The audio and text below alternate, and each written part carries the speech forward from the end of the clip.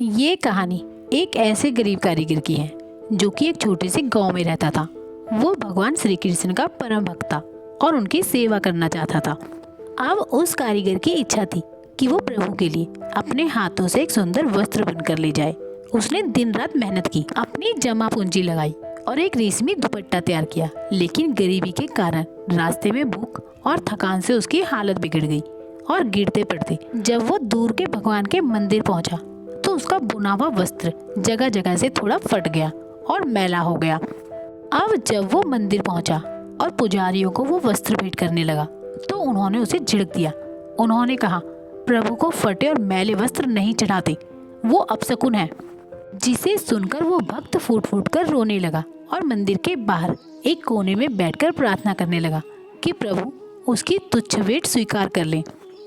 अब उसी रात कुछ ऐसा चमत्कार हुआ जिसे देखकर वहाँ के लोग हैरान रह गए। उसी रात मंदिर के मुख्य पुजारी को सपने में भगवान श्री कृष्ण के दर्शन हुए। भगवान के शरीर पर वही फटा हुआ और मैला वस्त्र था। प्रभु ने मुस्कुराते हुए कहा, तुम जिसे अपशकुन कह रहे हो उसमें उस भक्त के पसीने की खुशबू और प्रेम का धागा है। मुझे रेशम की चमक नहीं, उसकी भक्ति की गर्माहट चाहिए। अगली सुबह पुजारी ने दौड़कर उस भक्त को खोजा जो निराश होकर गांव लौट रहा था।